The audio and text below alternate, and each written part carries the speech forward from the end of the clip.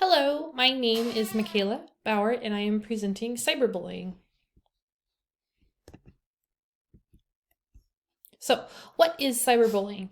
Cyberbullying is bullying that takes place using electronic technology. This includes devices and equipment such as cell phones, computers, and tablets, as well as communication tools, including social media sites, text messaging, chats, and websites. Facts and statistics. So 22.5% is the most common types of bullying online happens. And this happens in the comments section. 35% of people had shared a screenshot of someone's status of a status or photo and laughed. 61% of teens reported being bullied says it's because of their appearance.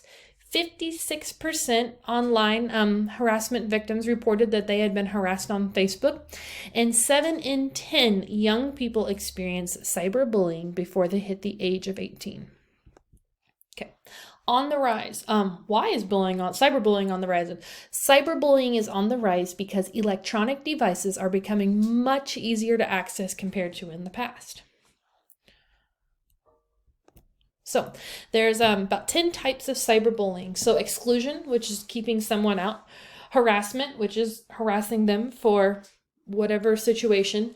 Outing, which is calling them out on whatever their problem is. Cyberstalking, which is stalking on the internet. Frapping, I actually had to look frapping up. It is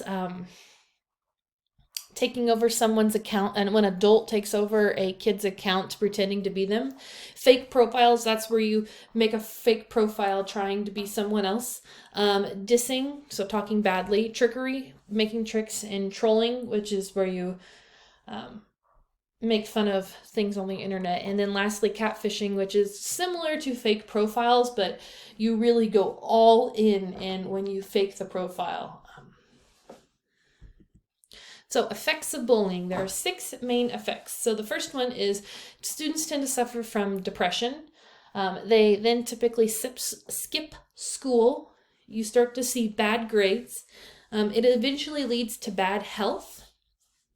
5th, sometimes they even become the bully to get back and feel like they're in charge. And lastly, and hopefully this doesn't happen, but there has been times where students have died or, had suicide.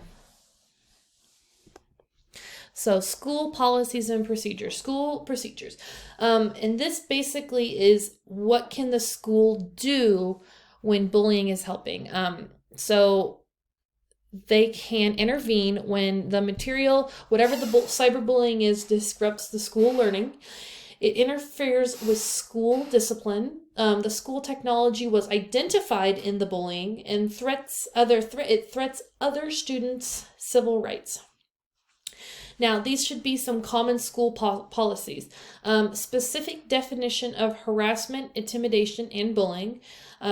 Graduated consequences, procedures for reporting, procedures for investigating, and language specifying results in bullying. And lastly, procedures for preventing cyberbullying. So how to stop cyberbullying? First of all, you need to speak up. Let others know when you and your friends are being bullied.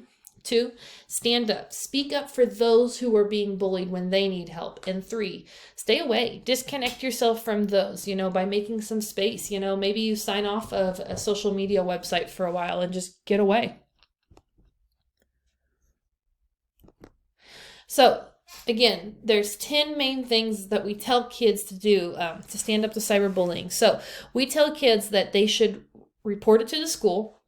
We collect evidence, report to the site, the game, or app, talk to a trusted adult, demonstrate care, work together, tell them to stop, don't encourage it, stay safe, and don't give up. So here at Oakley, the school board policies are the following for bullying. It's pretty general. Cyberbullying it's all kind of in one bullying aspect. So students who have bullied others in violation of the policy may be subject to disciplinary action, up to and including suspension and or exclusions if appropriate. Students who violate bullying prohibit shall be reported to the local law enforcement. So if they are out of line, we can turn them into the law. And then lastly, if there's any new policies that come up, the school provides, we're providing training for the teachers. Here's my references. And that is all.